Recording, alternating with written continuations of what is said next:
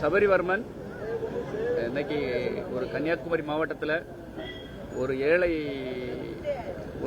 அதாவது வறுமையில் வாழ்றவங்க ஏதாவது ஒரு சின்ன தப்பு பண்ணாலும் அது ஹைலைட் பண்ணப்படுகிறது.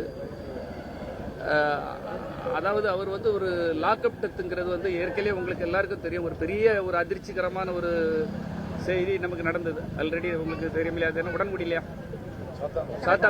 சாத்தாங்குளத்தில் நடந்ததுக்கு பிறகு ஒரு லாக்அப் டெத்துங்கிறது அது நடக்கக்கூடாதுங்கிறதுக்காக தமிழகமே கொந்தளிச்சு, இந்தியாவே கொந்தளிச்சுது.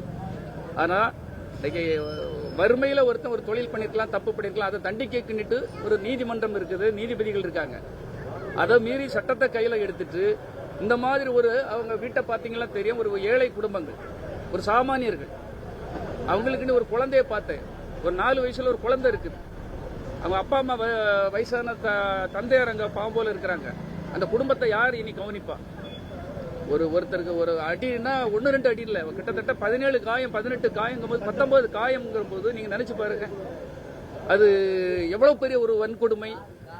இந்த மாதிரி ஒரு விஷயங்களுக்கு நான் தமிழக முதலமைச்சர் அவர்கள் மாற்றத்தை தருவேன், இந்த மாதிரி ஒரு வன்முறைகளோ சட்டத்தை மீறுவோர் மீது நடவடிக்கை எடுப்பேன் தான் ஆரம்பத்தில் திமுக அரசை அவர் விமர்சனம் செய்துதான் வந்தார். மாற்றத்தை தருவேன் என்று சொன்னார். கண்டிப்பா அவர் மாற்றத்தை தருவார். ஏனென்றால் நான் அவர் கூட தான் இருந்திருக்கேன். 27 ஆண்டுகள் அவர் கூட இருந்து நான் பயணப்பட்டவர். அதனால இந்த மாதிரி ஒரு விஷயங்கள்ல, இந்த மாதிரி ஒரு ஏழைகள், புறக்கணிக்கப்பட்டவர்கள், அப்பாவிகள், அந்த பெண்கள், அந்த குடும்பம் என்ன செய்யும்? அந்த குடும்பத்துக்கு தேவையான உடனே அவங்களுக்கு என்ன தேவையோ, அந்த பெண்ணுக்கு வேலை கேட்டுட்டு இருக்காங்க, நியாயம் தானே? அந்த பெண் என்ன செய்வாங்க? அந்த குடும்பம் என்ன செய்யும்? ஒரு இருக்க கூட ஒழுங்கான இடம் கிடையாது. அதாவது அவங்களுக்கு ஒரு பறவைகளுக்கு கூட ஒரு கூடு இருக்கும்பாங்க, அவங்களுக்கு ஒரு வீடு தங்குறதுக்கு வீடு இல்லாத போல அவ்வளவு வறுமையில் இருக்கிறாங்க. அந்த குடும்பத்தை தத்தெடுக்கணும், அந்த பெண்ணுக்கு வேலை வாய்ப்பை கொடுக்கணும், ஒரு பெரிய அமௌண்ட் அந்த குடும்பத்துக்கு, எனக்கு தெரிஞ்ச ஒரு 50 லட்சம் அவங்களுக்கு ஒரு நிதியா கொடுக்கணும். ஏன்னா தவறு நம்ம இதுல நடந்திருக்குது. லாக்அப் டெத்துங்கிறது நம்மளுடைய தவறு. அதுக்கு பரிகாரமா கண்டிப்பாக அதை செய்யணும். இல்லை என்றால் முதலமைச்சர் அவர்கள் இந்த இதில் ஈடுபட்டவங்க மீது கடுமையான நடவடிக்கை எடுக்கணும். இதெல்லாம் உடனே ஒரு அவேர்னஸ் ஆவனாதான் மீண்டும் இந்த குற்றங்கள் நடக்காது. இதுக்கு கலப்பை மக்கள் இயக்கம் சார்பாக நான் இதை வன்மையாக கண்டிக்கிறேன். நாங்க எல்லாம் சேர்ந்து கிட்டத்தட்ட ஒரு 500 பேர் போராடணும்னு நினைச்சிட்டு இருக்கிறோம். அந்த போராட்டம் நடக்க விடாம தடுக்கிறது இது அன்புக்கும் தர்மத்திற்கும் நடக்க யுத்தம். ஒரு தர்மம் நிலைநாட்டப்பட வேண்டும். அதுக்காக நான் வெறுமனே வாய் சொல்லில் வீரன் இல்ல.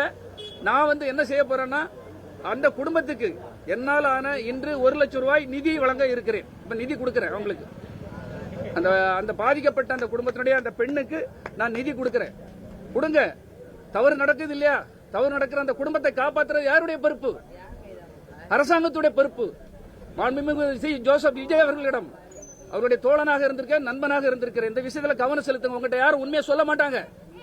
நீங்க உடனே அமைச்சர்களை இங்க அனுப்பி அவங்களுக்கு என்ன தேவையோ, வேலைன்னா வேலை கொடுங்க. அவங்களுக்கு போதிய நிதியை கொடுங்க. அந்த குடும்பத்தை காப்பாற்ற வேண்டும். அப்படி இல்லைன்றால் தமிழகம் முழுக்கும் இந்த பிரச்சனை வெடிக்கும் என்பதை இதன் மூலம் நான் தெரிவித்துக் கொள்கிறேன். கண்டிப்பா தெரிவிக்கணும் சார். அவரு ஆல்ரெடி ஒரு கள்ளச்சாராயம் குடிச்சவங்க வீட்டுக்கே போனவர். கள்ளச்சாராயம் குடிச்சு செத்தவங்க வீட்டுக்கு எதுக்கு போனோம்? கள்ளச்சாராயம் வடிக்கிறதே தப்பு, கள்ளச்சாராயம் குடிக்கிறது தப்பு. அந்த இடத்துக்கு போனாங்க, கூட்டிட்டு போனாங்க அப்போ. ஆனால் இது அந்த பையன் தப்பு கிடையாது. அவன் சட்டப்படி தவறுனா கோர்ட்டு தண்டிக்கட்டும். அதுக்குதான் கோர்ட்டு நீதிபதி இருக்குது. நீங்க ஒரு லாக்கப்பில் அவனை உள்ள வச்சு எத்தனை பேர் அவ்வளவு அடி, ஒரு படுகாயமடைய வச்சு செத்துருக்கான் அந்த பையன். கண்டிப்பா அவர் இதை பார்க்கணும். இல்ல அது இது மேல தனி கவனம் செலுத்தணும் என்பதுதான் என்னுடைய தாழ்மையான வேண்டுகோள். கடந்த ஆட்சியில் நடைபெற்றப்போ இல்ல அவர் அதான் சொல்றேன் தம்பி. அவர் தமிழ்நாடுங்கும் போது எல்லாருடைய பிரச்சனையை அவர் பார்க்கணும். ஆனால் இந்த விஷயம் ரொம்ப மோசமான விஷயம். இந்த குடும்பத்துக்குரிய விஷயத்தை இந்த நேரத்தில் உடனே அதிரடியா எப்படி பண்ணாங்க? ஒரு கரூர் சம்பவத்துக்கு டக்குன்னு அரசாங்கம் பண்ணிச்சு இல்லையா? அதே போல இந்த விஷயத்துக்கும் அரசாங்கம் உடனடியாக ஸ்டெப் எடுக்கணும். ஏன்னா அந்த பெண்கள், அந்த குடும்பம் விட்டுதான் முடிஞ்சுது. அந்த குடும்பம், ஒரு குடும்பம் தவிக்கப்படும். அதை பாதுகாக்க வேண்டியது தமிழக அரசின் கடமை, தமிழக மாண்புமிகு முதலமைச்சருடைய கடமை. அவருக்கு இந்த விஷயம் போய் சேரணும். அவர் உடனடியாக இதுக்கு ஸ்டெப் எடுக்கணுங்கிறதா என்னுடைய விருப்பம். போலீசார் பறிமுதல் செய்திருக்க சபரிமலை மொபைல்ல பல வீடியோ ஆதாரங்கள் தம்பி, நம்ம இப்ப ஆதாரங்களை தேடுறதோ, அவங்க மேல குற்ற செயல்களை அவங்கள போய் பழி வாங்குறதோ அந்த இதுக்கு நம்ம வரல. பாதிக்கப்பட்ட குடும்பத்துக்கு இன்னைக்கு அவங்க நிவாரணம் கொடுக்கணும். எனக்கு அந்த குடும்பம் வந்து ஒரு வேலை கேட்கறாங்க, நியாயமான இது. அவங்களுக்கு ஒரு வேலை கொடுக்கட்டும், படிச்ச பிள்ளை தானே, அவங்களுக்கு ஒரு வேலை கொடுக்கட்டும், அந்த குடும்பத்துக்கு ஒரு நல்ல நிதியை கொடுக்கட்டும். 3 நாளா கேட்டுட்டு இருக்காங்க, எதுவுமே கொடுக்கலன்னா இது பெரிய போராட்டமா வெடிக்கும்.